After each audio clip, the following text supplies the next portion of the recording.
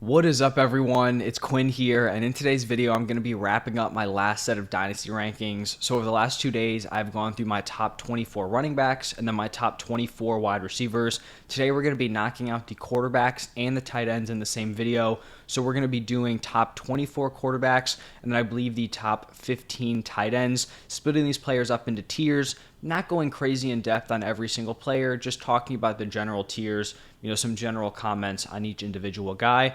And let's just jump right into it. So we're going to start it off with the quarterback rankings. There's going to be timestamps, if you want to skip to the tight ends, I'll have that down below in the description. But starting off with the quarterbacks, tier 1, I have 3 players in this tier. We're going to go Patrick Mahomes, Josh Allen, and Jalen Hurts. These 3 guys are also my top 3 redraft quarterbacks. All 3 of these guys have the upside to give you 25 plus point per game seasons. I ended up going with Mahomes at 1. I feel like we're kind of nitpicking here. I just think his play style is kind of more likely to lead to a longer career, right? He's not putting his body on the line in the same way that Josh Allen or Jalen Hurts is. Plus, we've seen Patrick Mahomes put up this big-time production with kind of like subpar weapons. I guess you could make the same case for Josh Allen. Josh Allen has Diggs, Mahomes has Kelsey. Other than that, not a ton going on. But that's why I have Mahomes here as my QB1. And then I just have Josh Allen over Jalen Hurts because he showcased that upside for 3 straight seasons. He's done it over a consistent period of time. And then Jalen Hurts here as my QB3. Now shifting into tier 2, this is going to be another 3-man tier. We've got Lamar Jackson, Joe Burrow, and Justin Herbert. I think Lamar Jackson is actually pretty undervalued in Dynasty right now. I think on Keep Trade Cut, he's behind Burrow, behind Herbert. I think he might even be behind Trevor Lawrence. But when we're looking at Lamar Jackson, in his 4 seasons as a starter, he has averaged 28.2, 22.2, 21.1, and then 20.3 points per game. He's been incredibly solid. People view his recent seasons as like flops just because he set the bar so high with his 28 points per game. He's going to be surrounded by the best weapons of his career. And 2 of those wide receivers are going to be younger options. Rashad Bateman, Zay Flowers, Mark Andrews, should still be playing at a high level for the next few years. So I like kind of like the core he has around him. For Joe Burrow, same thing. Super impressive production early on in his career. He has the weapons around him with Jamar Chase and T. Higgins. And then same thing with Justin Herbert. I feel like he's being a little bit undervalued. He definitely had a down season last year, but we have to look at what was happening around him. Injuries to Keenan Allen, injuries to Mike Williams. Justin Herbert himself was banged up with his ribs, so I think that all kind of led to the lesser production. But all of his previous seasons have been super impressive. I mean, he's honestly been like historic with the way he started off his NFL career. So I do think Justin Herbert belongs in this tier pretty firmly. Now shifting into tier 3, it's just going to be Trevor Lawrence and Justin Fields, both these guys from the same draft class. And I think both of these guys are kind of in positions to jump a tier after this season. I think Lawrence could definitely jump into tier 2 with a big year. And I actually think Fields, could also jump into tier 2. I also think he has the opportunity to jump into tier 1, honestly, because Fields does have that crazy high fantasy ceiling, definitely a much higher ceiling than Trevor Lawrence. The difference between these 2 guys and the reason why I do have Lawrence ranked ahead of Justin Fields is that I'm pretty much 100% confident that Trevor Lawrence is going to be a starting quarterback throughout his entire career, and I'm pretty confident that he is going to be a very good starting quarterback throughout his entire career. That just isn't guaranteed yet for Justin Fields. Like, as a Bears fan, I do believe that Justin Fields is the future, but I'm also not naive enough to think that that is like a 100% certainty. He's going to be a long-term starter. The difference is, though, is that if Fields is the long-term starter, he's a guy who can give you that, 25 plus point per game season. So we'll have to wait and see. Both these guys, I think, have some room to grow after the 2023 season. Now, shifting into tier 4, I think this is a pretty interesting tier here. I'm going to go Deshaun Watson, Kyler Murray, Anthony Richardson, Bryce Young, and then CJ Stroud. I think on Keep Trade Cut, both Deshaun Watson and Kyler Murray are actually ranked below these rookies. I just can't get there yet. Both Watson and Kyler have taken hits to their dynasty value over the past year. For Deshaun Watson, it was his suspension and then poor play once he returned, and then Kyler Murray with his ACL tear. For Deshaun Watson here, I'm honestly just banking on a bounce back. This is a guy who prior to last season averaged 24.7, 21.3, 22, and 23.5 points per game. I honestly just struggle to accept that that guy has just forgotten how to play football. I am expecting a serious bounce back. And prior to the whole, taking a year off, suspension thing, Deshaun Watson was like a locked in, first round dynasty pick. I think he can start to regain that value here in 2023. And then for Kyler Murray, I honestly think he's one of the most disrespected quarterbacks, both in real life and fantasy. In 4 seasons, he's averaged 18.2, 24.4, 22.2, and then 18.9 points per game. He may not have his rushing upside back until like the 2024 season, but the guy still hasn't even turned 26 years old yet. He is still very young. I don't really get the idea. Like, I understand the video games thing. People think it's funny, and I get it. But this is a guy who's going to be a starter in the NFL for a long, long time. Even if the Cardinals are just horrendous this season, they get the number 1 pick, they go quarterback, they go Caleb Williams, Kyler Murray is going to have a starting spot somewhere else. And he's already shown that he does have a high fantasy ceiling with his 24.4 point per game season. So I do like Kyler here. And I just can't be taking these guys like Watson and Kyler below Richardson, Bryce Young, CJ Stroud. I know all 3 of those guys are talented young prospects, but Deshaun Watson and Kyler Murray have already proven they can play in the NFL at a high level and they can produce for fantasy football. Obviously, Richardson, Young, Stroud, if they hit, you're going to have them for a lot longer. But I mean, it's still unproven, and there's no guarantee that those guys are going to pan out. But now getting into those players, I go Richardson over Bryce Young, just shooting for ceiling here, right? I feel like Bryce Young is probably capped like outside, maybe even like tier 3 of guys. I think Anthony Richardson, if he hits, he's a guy who has like that Justin Fields-esque ceiling, just given his physical tools. And then CJ Stroud, just like him a little bit less than Bryce Young, but still someone who I have in this tier. Now shifting into tier 5, we're going to have Tua, Dak Prescott, and Daniel Jones. I have all 3 of these guys in the same range for my redraft rankings. I think each of them have their own kind of personal flaws. Tua is a guy who's never going to have like a huge fantasy ceiling, and then you also have to throw the concussion concerns in there. Dak Prescott's going to be 4 years older than these other 2 options. And I know Dak Prescott gets a lot of hate, but for fantasy, he's really only ever been solid. He's averaged 17 plus points per game in all 7 of his NFL seasons. And then looking at Daniel Jones, I don't think he's like 100% locked in as like the long-term starter for the Giants, but I do think he's definitely in the right direction. He got an extension this offseason, and he's also coming off a season where he averaged 18.4 points per game, rushed for 708 yards and 7 touchdowns. So he does have some of that rushing upside. Honestly, more than some of that rushing upside. That's really impressive rushing production. They've upgraded the weapons around him, so we'll see if he's able to take another leap here in 2023. Now shifting into tier 6, this is going to be my final tier, and it's pretty much like a large kind of mixed bag here. So we're going to start it off, Trey Lance, Geno Smith, Jared Goff, Kirk Cousins, Russell Wilson, Kenny Pickett, Aaron Rodgers, and then Derek Carr. I know people aren't going to love that I'm starting off this tier with Trey Lance, but I firmly believe that whether it's with the 49ers or another team, Trey Lance is going to get the opportunity to start in the NFL. It would be pretty much unprecedented for a top 3 pick at quarterback to not get a shot. On Keep Trade Cut, Trey Lance is currently valued like rounds below Kenny Pickett and Jordan Love. I just can't get there given the fact that, Lance was the far superior prospect. I think he's going to get the opportunity, and it's not like Kenny Pickett and Jordan Love have proven pretty much anything, right, in terms of being like a long-term fantasy starter or a long-term NFL starter. So I'm still holding out hope here for Trey Lance. Even if it's not with the 49ers, I think he'll get that shot somewhere else. Then next up, we have Geno Smith, and I think if Geno is able to pick up where he left off last season, he's going to be super valuable in Dynasty. He's 32 years old, so, a little on the older end, but still has some solid seasons ahead of him. He signed an extension with the Seahawks this offseason, and he's going to be surrounded by a nice group of weapons moving forward, right? DK, JSN long term. He's got Tyler Lockett here for the short term, until he starts to fall off. So I do like Geno as a dynasty option. Then we have Jared Goff. And if the Lions do decide to stick with Goff long term, he'll likely end up being a value with where I have him ranked. He's only 28 years old, and the Lions have passed on first-round quarterbacks in back-to-back drafts. The Lions are also probably, at this point, just the way their roster is constructed, I think it's unlikely that they're going to be in the area to draft like a top quarterback in the foreseeable future. So I think he can be a solid QB2 on your Dynasty roster.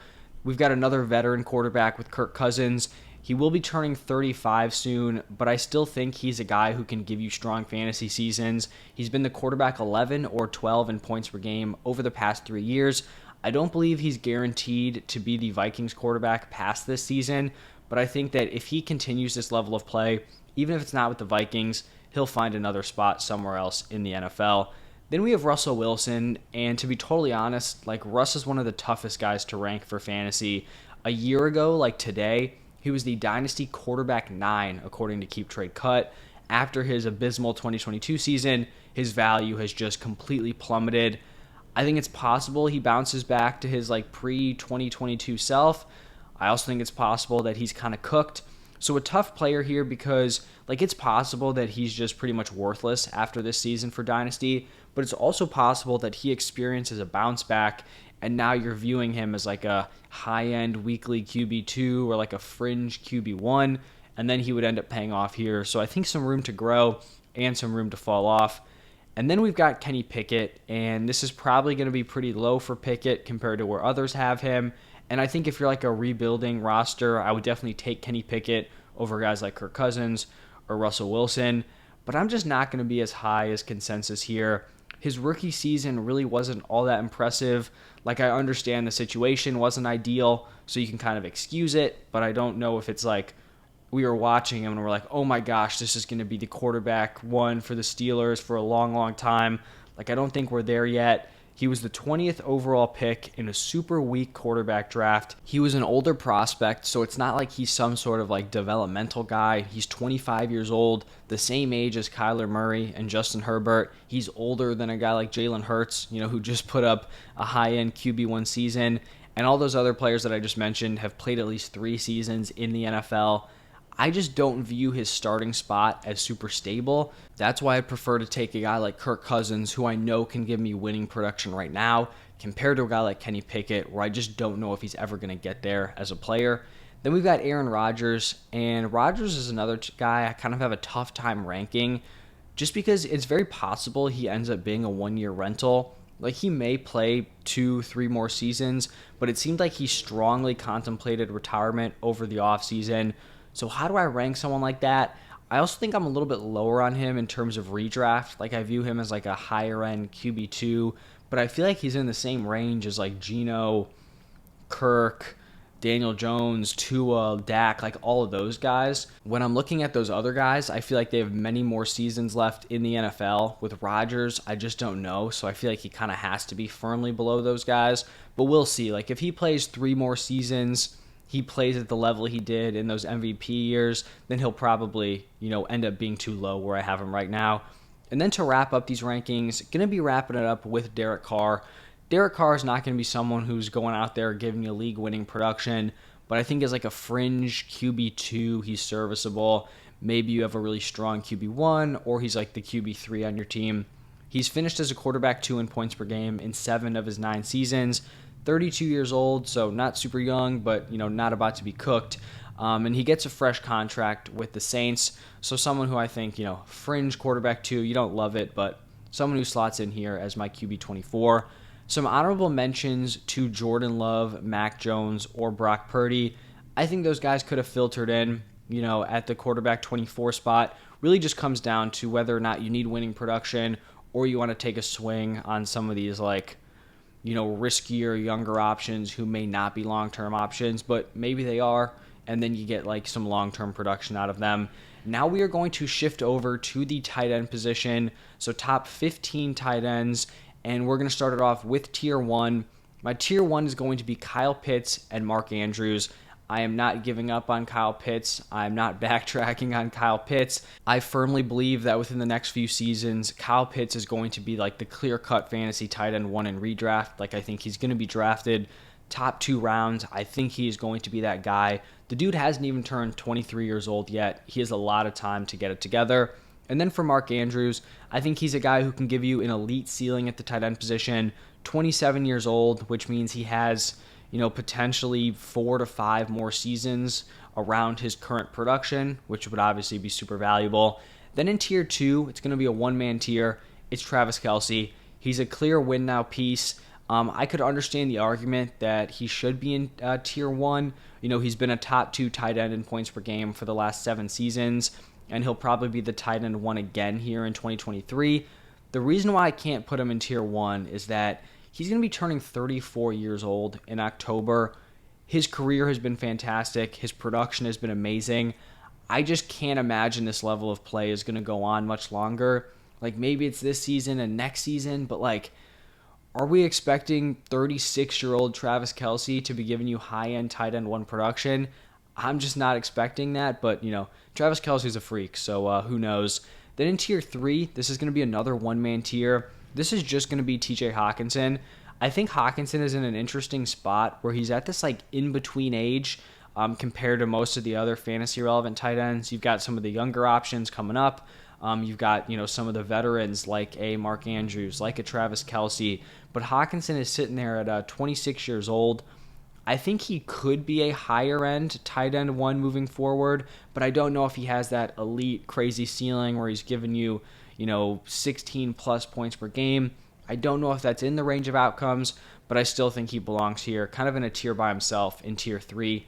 Now shifting into tier 4, we're going to have George Kittle, Dalton Kincaid, Pat Freiermuth, and Dallas Goedert. So we've got 2 kind of veterans here and then 2 younger options. George Kittle has been a high-end tight end 1 for the past 5 seasons, but he'll be turning 30 during this season, and his fantasy production has actually fallen off in every single season except his rookie year. So in those 5 seasons he's been a high-end tight end 1, his point per game number has decreased every single season. Last year, he saw his best touchdown season by far, scoring 11 touchdowns, and it was easily his worst fantasy season. So that is definitely a little bit concerning for me, because if those touchdowns fall back to, his normal touchdown numbers, which haven't been great throughout his career, we could be looking at like a major fall off in his point per game number. And I don't think it's just like that George Kittle is falling off as a player, he's regressing. It's just that we look at all the weapons on this 49ers roster. Like, are we expecting Christian McCaffrey, Deebo Samuel, Brandon Ayuk, and George Kittle to all put up these crazy numbers? I just don't think it's realistic. So we'll see if he's able to maintain his high-end tight end 1 run. I think he's proven he can do it, so I do think he belongs like at the top of this tier. But I think if I believed he was going to continue being like a top 3 tight end year to year, I would have him in that Hockenson tier. I just don't really expect that moving forward. And then we have Dalton Kincaid, my tight end 1 in this class. He was my tight end 1 in this class actually like before the NFL draft, so I've always been very high on Dalton Kincaid. He ends up going in the first round, gets that first round draft capital, a great landing spot with the Bills, like fantastic landing spot. We didn't get his athletic testing because he was dealing with an injury throughout the offseason, but I think it's very likely he would have tested very well. He can line up pretty much anywhere on the field. He can produce at all levels. He can win deep, which is something you don't see with a ton of tight ends. So I'm very high on Dalton Kincaid moving forward. Then we have Pat Freiermuth, who's had a very solid start to his NFL career, averaged 9.5 and 9.3 points per game through his first 2 seasons. I expect Freiermuth to be like a career mid to back end tight end 1 option. I don't think he's ever going to have a crazy ceiling just due to being capped as like an athlete. Like, he's not one of these top tier athletes at the position, but I think he's going to be a very stable starter, in your tight end position. And then to wrap up this tier, we have Dallas Goedert. And at 28 years old, I feel like he probably has around 3 more like mid-tier tight end 1 seasons. He's never been a guy to flash a crazy high ceiling, but he's going to be the tight end 6, tight end 5. He's in a good situation here with the Eagles, so I feel like this is a fair spot for him. Now, the final tier here is going to be tier 5, a mix of veterans and younger options. We've got Darren Waller, Michael Mayer, Sam Laporta, Greg Dulcich, David Njoku, Evan Ingram, and then Chig Okonkwo. So starting out with Darren Waller, he turns 31 during the season, so it's definitely not like a long-term option here. But I do think he has high-end tight end 1 upside here in 2023. He can stay healthy. He showcased he can do it with the Raiders. So I do like Darren Waller at the top of this tier compared to some of these other options who we just don't know if he's ever going to be able to flash the ceiling that Darren Waller has flashed in his career. Then we've got back-to-back rookies with Mayer and Laporta, both solid pass catchers, early second-round picks in this year's draft. Then we've got Greg Dulcich, and Dulcich is someone I'm very high on. I honestly really wanted to put him ahead of Mayer and Laporta, but I do think those guys were better prospects. But as a rookie, Dulcich was super impressive. 33 receptions, 411 receiving yards in 10 games. He was third in ADOT and deep targets, and those raw numbers may not seem great, right? Like 33 receptions, 411 receiving yards, but it was in only 10 games. He also dealt with an injury during training camp, so he missed like the first chunk of the year, came in and like produced from day one, which is super impressive. And you just have to take into account how bad the Broncos offense was last season. So he had a lot of stuff going against him and was still like a very solid, option once he got healthy. Hopefully he's able to come in and survive with the new coaching regime with Sean Payton coming in. But Sean Payton has talked, very highly of him early on. So I do have some confidence with Dulcich moving forward. Then we have Njoku and Evan Ingram. And I feel like these guys are in a similar spot. I believe I have them back-to-back in my redraft rankings. Similar age, Njoku's 27, Ingram is 28. I think both actually have some upside moving forward, but Njoku just hasn't been able to show it over a full season. And then Ingram has done it, but it hasn't been for like 3-4 years. He did it earlier on in his career. So we'll see how those guys shake out. I think if they can hit some high upside seasons, they're definitely going to end up being a value here. But since they haven't really done it as of late, I do think I have to put some of these younger options ahead of them, because if it never happens, we're losing out on some, potential young guys who can be these guys, but you're getting them early on in their career. And then to wrap up these rankings, we've got Chigo Okonkwo. He was super effective and efficient in a limited role last season. We're just kind of hoping his usage can expand here in 2023. But that is going to wrap it up for both my quarterback and my tight end rankings and tiers. Let me know what you guys think. Who's too high? Who's too low? I'll make sure to get back to you as soon as I can. As always, thank you all for stopping by, and I will see you in the next one.